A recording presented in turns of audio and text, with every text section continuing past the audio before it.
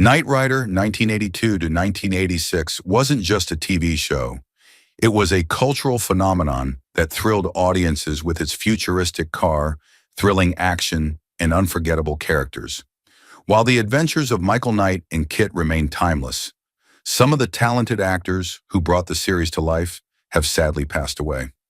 In this video, we honor those beloved stars who are no longer with us. From key cast members to familiar guest stars, we reflect on their contributions, celebrate their careers, and remember the legacy they left behind. Join us as we pay tribute to the faces behind the legend of Knight Rider.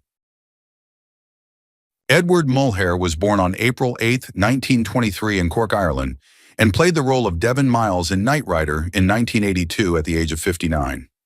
As the refined and composed head of the Foundation for Law and Government flag, Devon was the quiet authority behind Michael Knight, offering strategic insight and unwavering calm. Fans saw Devon as the moral compass of the show, a symbol of intellect, civility, and mentorship. But off-camera, Mullhair's life was cloaked in secrecy, loneliness, and slow deterioration. Though he maintained a gentlemanly public persona, Mullhair was a heavy drinker and an unrepentant chain smoker, often showing up to sets reeking of cigarettes and brandy. His lifelong bachelorhood wasn't just a personal choice, it was a defense mechanism. Rumors circulated within theater circles of unreciprocated affections, possibly even hidden relationships in a time when Hollywood was ruthlessly homophobic. Friends spoke of a man brilliant on stage but emotionally unavailable, who distanced himself from intimacy with women and men alike. His early life in Ireland was marked by Catholic guilt, poverty, and the pressure of family expectations. In the U.S., he struggled to escape the shadow of Rex Harrison, whose role he inherited in My Fair Lady. Critics were merciless, and though he eventually earned respect, the psychological bruises lingered. He was known to sabotage rising actors he felt threatened by, and several anonymous testimonies accused him of being cold, manipulative, and silently cruel to assistants and co-stars. His darkest career moment came in the early 1970s when his stage production of The Impossible Years flopped spectacularly, leading to rumors that he had physically assaulted a stagehand in a drunken rage, an incident swept under the rug by producers. He never married, had no children, and died of lung cancer on May 24, 1997 at age 74 in Los Angeles. The cause was officially linked to decades of smoking. His estate, modest by Hollywood standards, totaled about $1.5 million, primarily residuals and property in Brentwood. George Murdoch, born on June 25, 1930 in Salina, Kansas, portrayed the firm and commanding Archibald and Judge Oliver Callan in Knight Rider from 1983 to 1984, at the age of 53. Murdoch brought to life characters of quiet menace, morally gray authority figures who made audiences uneasy and fascinated in equal measure. His chilling performance was a mirror of his real-life detachment, stemming from a deeply troubled childhood. Raised in a bleak, repressive household, Murdoch grew up under the weight of a mentally unstable mother and a father who abandoned the family before George turned 10. Constantly mocked for his monotone voice and gaunt appearance, he became an emotional recluse, concealing layers of trauma beneath a polished professional exterior. Though he carved out a prolific acting career spanning 6 decades with appearances in Star Trek Battlestar Galactica and Barney Miller, Murdoch never achieved star status, partly due to a string of behind-the-scenes incidents that marred his reputation. Though not publicly, scandalous whispers followed him, stories of emotional manipulation during rehearsals, strategic power plays to edge out fellow actors in the theater world, and long-standing feuds that led to him being quietly blacklisted from several studio networks. His most significant career collapse came in 1981 when he was abruptly dropped from a major legal drama after a shouting match with the showrunner turned physical, an incident buried from the press but widely known within industry circles.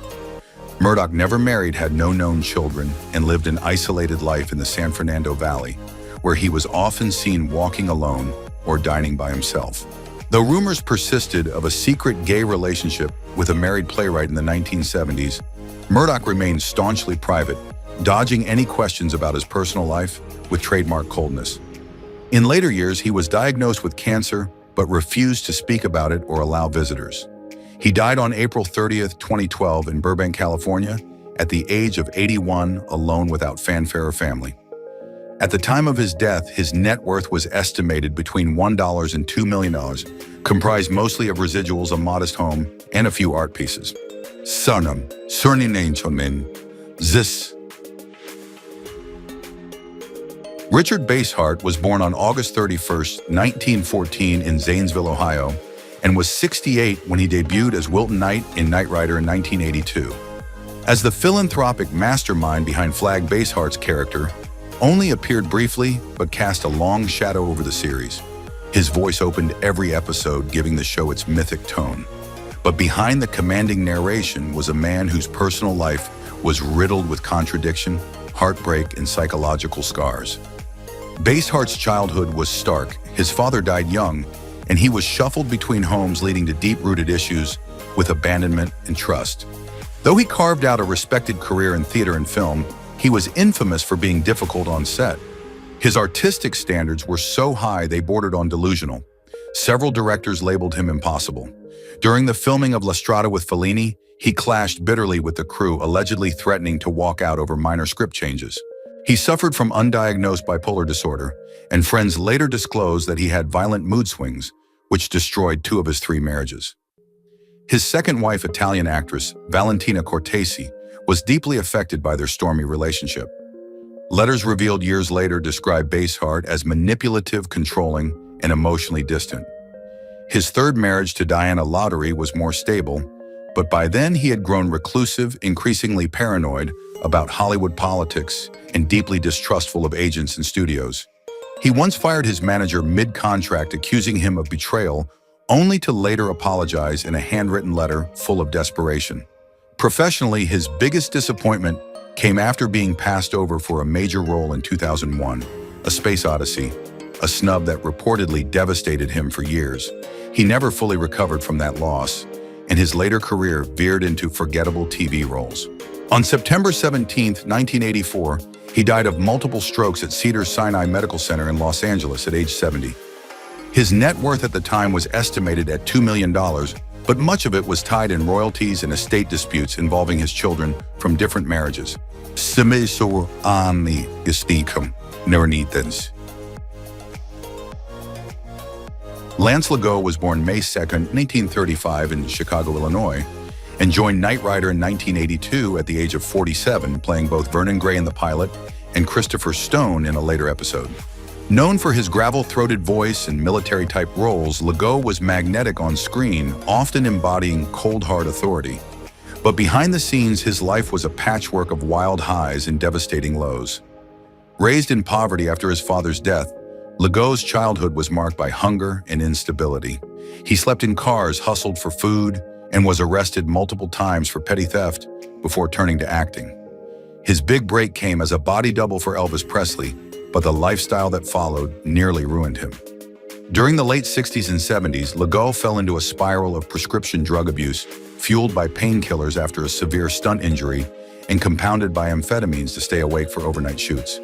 He became infamous for aggressive outbursts on set. One infamous incident occurred on the set of a 1983 TV pilot, where he allegedly threatened a fellow actor with physical violence after being upstaged during a scene production was halted and the actor replaced. Though he was never officially blacklisted, casting agents began to avoid him, and by the late 80s, he was mostly taking voice work and minor villain roles. His home life was no sanctuary either. His marriage to Teresa Leego was tumultuous. She once filed a restraining order citing emotional abuse and episodes of dangerous rage, though the case was quietly dropped.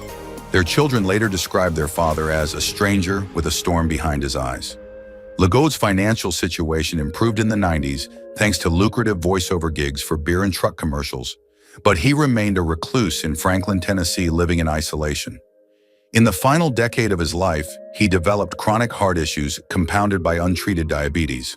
He died of heart failure on September 10, 2012 at age 77. His estate, surprisingly well managed, was valued at approximately $3 million, much of it from residuals and real estate. Sir, what so?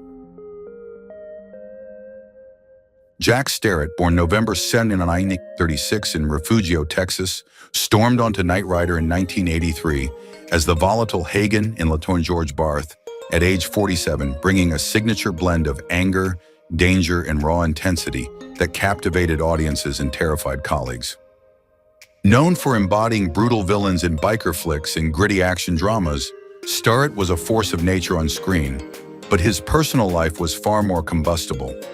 Raised in a deeply religious but emotionally violent home, Starret fled his past by channeling childhood rage into acting, often terrifying casting directors during auditions with his unpredictability. His career highs included directing cult classics like Race with the Devil and episodes of Starsky and Hutch, but just as often he self-destructed with shocking ferocity. He was known for screaming at producers, threatening crew members, and once allegedly throwing a typewriter at a casting assistant during a drunken tirade in 1981. He earned a reputation as too intense to handle, which ultimately cost him a contract with Universal Studios. The most devastating moment of his career came when he was fired mid-shoot from a police thriller due to erratic behavior, effectively ending his path to mainstream success. His marriage to actress Valerie Starret was marred by allegations of mutual abuse, intense jealousy, and long periods of estrangement, culminating in a messy divorce that splashed across tabloid pages. His daughter later published a memoir accusing him of neglect, emotional volatility, and disappearing for weeks on alcohol binges. In his final years, Starret was reportedly homeless, for a period couch surfing between friends in Topanga Canyon, surrounded by unpaid bills and rusting motorcycle parts.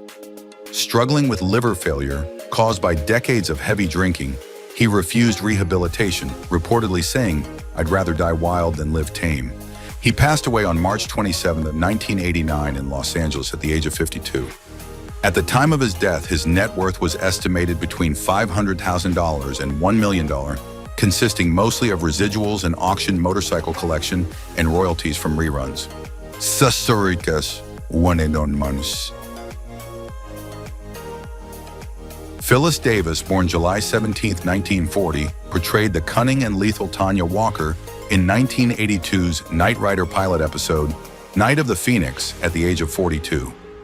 In a single unforgettable performance, Davis's character shot the hero in the face, faked loyalty, and vanished into villainous legend. Her seductive treachery set the tone for the show's danger meets glamour energy. Fans loved to hate her, and her scene-stealing role remains one of the most iconic female antagonists in 80s television. But behind the sultry eyes was a woman haunted by secrets.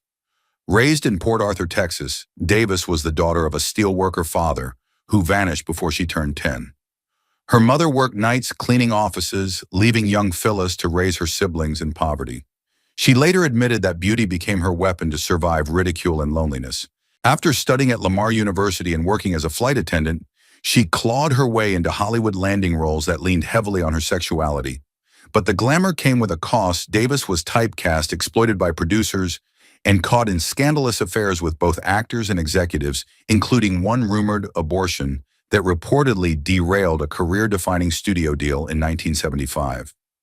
Though she avoided public controversy, insiders knew her reputation for being difficult, particularly after an infamous feud on the set of Beyond the Valley of the Dolls, where she allegedly demanded rewrites and clashed with the director. Her personal life was equally cloaked in mystery, never married, no children, and reportedly in love with a closeted female starlet whose identity she vowed to protect. In the late 2000s, Davis withdrew from public life, quietly battling cancer, with no media attention or farewell interviews. She died on September 27, 2013 in Las Vegas at the age of 73. Her modest estate included a penthouse condo, vintage furs, and residuals from cult TV hits, net worth estimated at $1.5 million. Despite being a one-episode wonder, Davis's legacy endures, her life proof that some roles never let you go, even after death. Zersi. Barbara Rush, born January 4, 1927 in Denver, Colorado, graced Knight Rider in 1983 at age 56 as Elizabeth Knight, the poised and enigmatic widow of billionaire Wilton Knight. In just 2 episodes, Goliath, she injected quiet gravitas into the show's mythos, her refined, cryptic demeanor hinting at secrets buried deeper than any AI-enhanced car chase. But while audiences saw elegance, the real Barbara Rush lived a life shadowed by personal turbulence and professional repression. Raised in a strict Catholic household, Rush was taught to value image over honesty, something she would replicate throughout her decades in Hollywood. A beauty queen turned starlet, she quickly rose to fame in the 1950s, but remained tethered to the studio system's leash. While she won a Golden Globe in 1954, her career faltered after she allegedly rejected the advances of a powerful studio mogul, a refusal that cost her 3 leading roles, according to declassified legal correspondence, in the 1980s. Her first marriage to actor Jeffrey Hunter was marred by infidelity and ended in a bitter divorce with rumors of domestic violence. Her second marriage to publicist Warren Cowan dissolved amid scandal when she allegedly discovered his affair with a younger actress. Their daughter Claudia was caught in the crossfire, later describing her mother as emotionally distant and obsessively private. Despite her genteel public persona, Rush was known in Hollywood for enforcing silent sets and once had an extra-fired mid-scene for chewing gum. She struggled with early-stage dementia as far back as 2016, but hid it until it became unmanageable. Barbara Rush died on March 31, 2024, at age 97 from complications related to dementia in a Beverly Hills care facility. Her estate, including her art collection, vintage couture wardrobe, and real estate holdings, was valued between $3 to $5 million. Though her image remains one of timeless class, the story behind that polished smile is one of quiet tragedy, resilience, and secrets only whispered behind closed studio doors. Sassenmand. Sernanano. Si. Zakes Moke, born August 5, 1934 in Johannesburg, South Africa, stunned audiences with his appearance as Tsombekuna in a 1983 episode of Knight Rider at the age of 48. His character was dark, calculating, and eerily magnetic traits Moke channeled from real-life anguish. A fierce anti-apartheid activist, he was arrested, tortured, and exiled before carving a career in Britain and later the United States. Behind his commanding screen presence lay deep emotional scars. Moke's youth was shaped by brutal, systemic oppression. He watched friends disappear under police custody and narrowly escaped assassination himself. Though he achieved international acclaim, most notably a Tony Award in 1982, his path was paved with betrayal and personal turmoil. Colleagues often spoke of his unpredictable temperament. While capable of great warmth, he could turn vicious on a dime. During a 1987 production, he reportedly stormed off stage mid-performance in New York after a perceived slight from a co-star, sparking a backstage fight that led to multiple resignations. Behind closed doors, he struggled with substance abuse, particularly cocaine during the mid-1980s, an addiction that nearly cost him a key film role opposite Denzel Washington. His marriage to Madeline was tumultuous, marred by long separations, rumored affairs, and whispers of emotional volatility. The two reconciled later in life, but friends privately questioned the depth of their bond. Moke's greatest career heartbreak came when he was rejected for a major role in Cry Freedom, a project he had campaigned for due to political baggage, a rejection that he never emotionally recovered from. In the 2000s, he was diagnosed with Parkinson's disease, followed by the onset of Alzheimer's, which rapidly deteriorated his physical and mental health. Once a fierce orator and a dominating actor, he became quiet, forgetful, and withdrawn.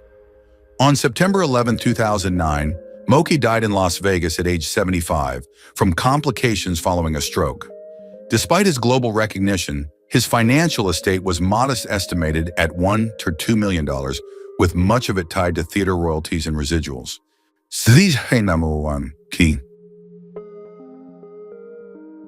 James T. Callahan, born October 4, 1930 in Grand Rapids, Michigan, took on the role of Sheriff Bruckner in Knight Rider in 1982 at the age of 52 and returned in 1985 as Jeff Barnes.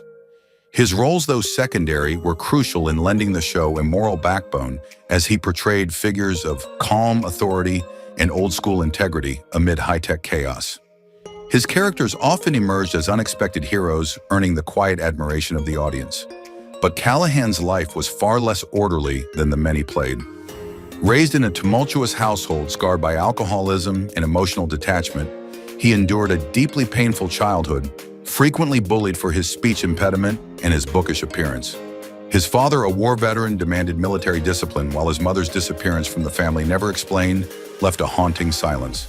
Callahan joined the U.S. Army to escape serving honorably, but returned with a hardened outlook and unprocessed trauma. His acting career began with promise, but quickly descended into a series of rejections, relegating him to background roles for over a decade. He was briefly cast in a recurring sitcom in the 1970s, only to be quietly written off after rumors of clashes with producers over unprofessional attitude, a euphemism at the time for his drinking problem, which he battled privately for years. The greatest blow came in 1981 when he lost a major lead role in a CBS pilot to a younger actor, an event that led him into a near 2-year hiatus, marked by depression and self-imposed isolation. Despite his reputation for being courteous on set later in life, some insiders whispered that he was difficult to direct, overly controlling, and resistant to younger talent. His personal life was no less isolated. He married for the first time at age 63 to a woman nearly 20 years his junior, raising speculation about the true nature of their union. He had no children and few close confidants. When he died on August 3, 2007 at age 76 from esophageal cancer, it was in relative obscurity at a Los Angeles hospital. Despite over 120 screen credits, his net worth was modest, estimated at $1-2 million, mostly from residuals and savings.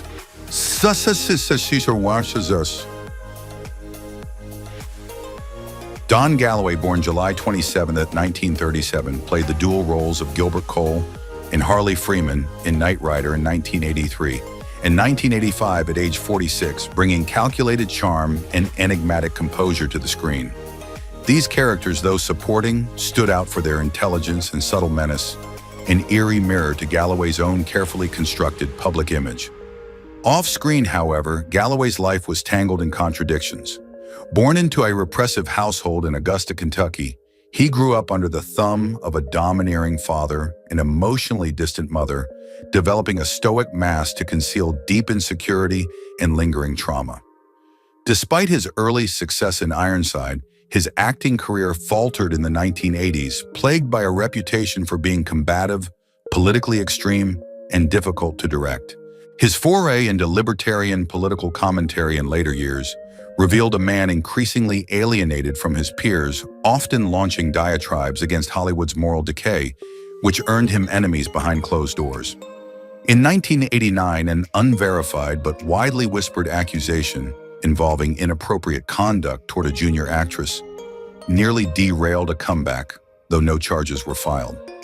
His marriage to Linda Galloway disintegrated after years of cold detachment and suspected infidelity, culminating in a quiet yet bitter divorce that alienated him from his children.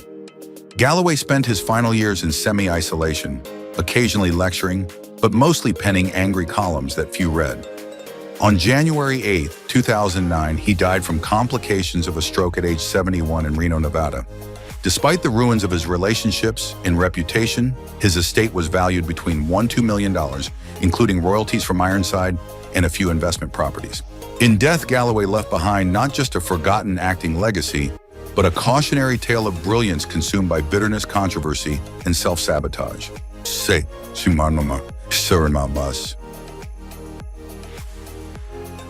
Don Gordon, born November 13, 1926, appeared in Knight Rider in 1982 and 1985 as Police Lieutenant Dickerson and Randy Cavanaugh, playing hard-edged lawmen with an authenticity few could match, largely because his life was filled with the same kind of relentless brutality he portrayed.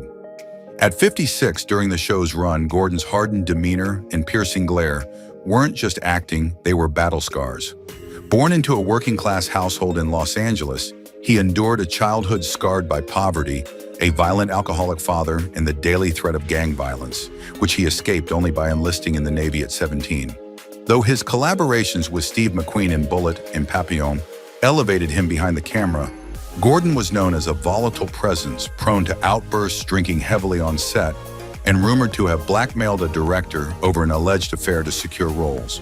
His single greatest failure came in 1980 when he attempted to direct and star in his own crime thriller, pouring his savings into the project, only to be abandoned by distributors who deemed the film unmarketable and disturbing. The financial collapse nearly ruined him, forcing him to sell his Hollywood Hills home. Married and divorced 3 times, Gordon left a trail of bitter exes, including one who publicly accused him of coercion and emotional abuse, though no formal charges were filed. Isolated in his later years, Gordon died on April 24, 2017 from cancer at age 90 in Los Angeles. At the time of his death, his estate, valued at $2 to $3 million, was mostly the result of residuals, a few antique cars, and a last-minute rights sale of his unpublished memoirs. Gordon remains a study in contrasts, a man who projected strength and loyalty on screen, yet lived a life riddled with instability, failed ambition, and personal ruin. See Starret. Guy Stockwell, born November 16, 1933, took on the intense roles of Riggins and Zachary Sloat in Knight Rider in 1983 at age 50, delivering characters dripping with dark intellect and psychological complexity.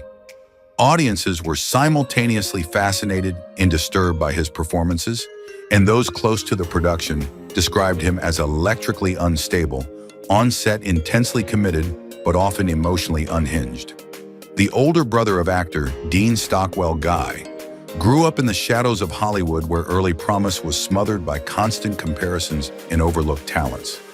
His childhood was a psychological battlefield. Raised by a cold fame-obsessed mother and absent father, he learned to internalize pain and deflect it through theatrical control. Despite his founding of the Los Angeles Art Theater and a string of meaty roles in the 60s, Stockwell's career began to erode by the mid-70s, tarnished by rumors of drug use, erratic behavior, and explosive arguments with producers. The most devastating blow came during a disastrous 1976 stage production in which he was fired mid-run for allegedly threatening a co-star backstage with a broken bottle, a scandal quietly buried by his family. His personal life was equally volatile: 3 failed marriages, one of which ended in a restraining order and public court battle, and a son who would later describe their relationship as toxic and suffocating. Stockwell's final years were spent teaching acting, while privately battling diabetes and the ghosts of unmet ambition. He died on February 6, 2002 at age 68 in Prescott, Arizona, of complications from the disease. His estate, modestly estimated at $1 to $2 million, was largely made up of teaching fees and dwindling royalty checks. While his performances were magnetic, Guy Stockwell's legacy is steeped in turbulence, emotional wreckage, and a relentless search for validation that Hollywood never quite gave him. This son, Charles did Kimbernaisian from Zil.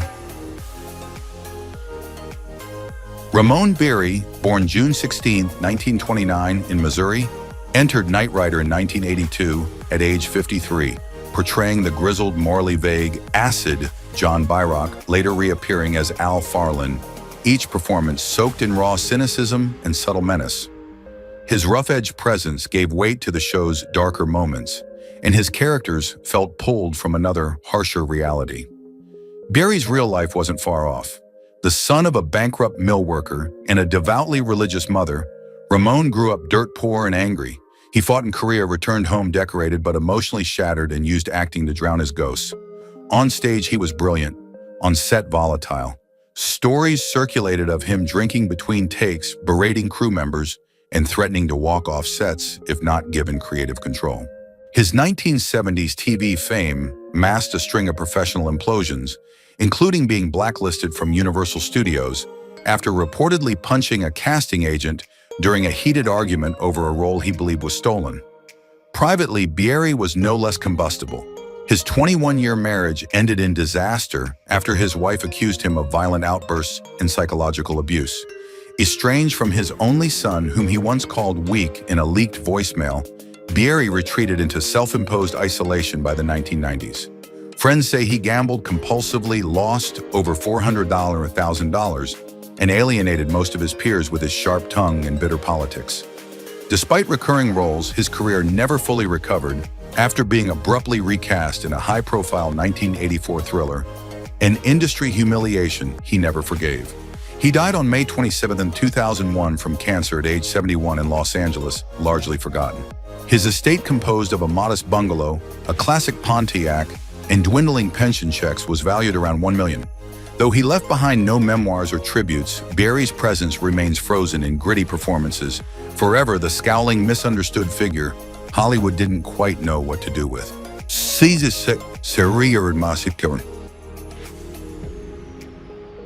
John Crawford, born September 13, 1920 in Colfax, Washington, brought grit and gravitas to his dual roles in Knight Rider in 1983, playing Mac Thomas and Sheriff Moore at the age of 63. His characters exuded authority, mirroring the stern, often unbending figures he became known for throughout his long career. But the unwavering facade hid a life marked by chaos, bitterness, and heartbreak. Crawford's childhood was defined by emotional neglect, his mother institutionalized for schizophrenia, and his father a domineering preacher who viewed any form of art as sinful. He fled the suffocating dogma of his home by enlisting in the military during W. and later used the GI Bill to attend UCLA's acting program. Though he found steady work in television and film, Hollywood never offered him stardom. Instead, he became known as a dependable heavy cast in roles that typecast him as cold generals or corrupt lawmen. By the late 1960s, Crawford began developing a reputation as volatile and combative. Several directors, including those on the Poseidon Adventure, spoke of his intimidating demeanor and refusal to take direction. The most infamous incident occurred in 1974 when, during a shoot for an episode of Gunsmoke, he allegedly threw a chair at a producer and walked off set, never returning.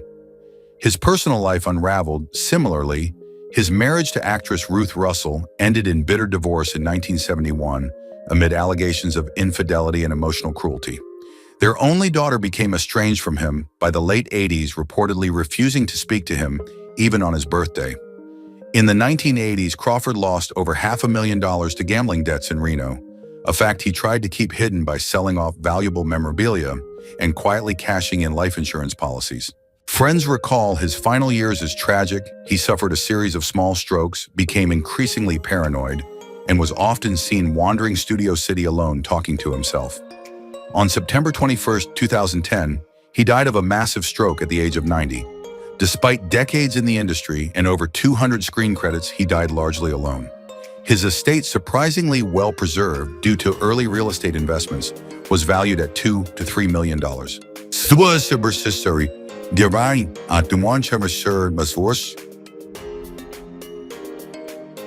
Thank you for watching as we reflected on the lives and legacies of the actors from Knight Rider 1982-1986 who are no longer with us.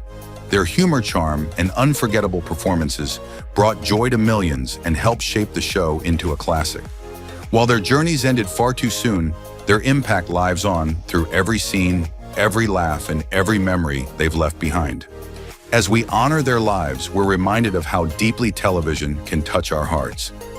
Join us next time as we look back at more stars who left us too soon, but whose stories continue to shine.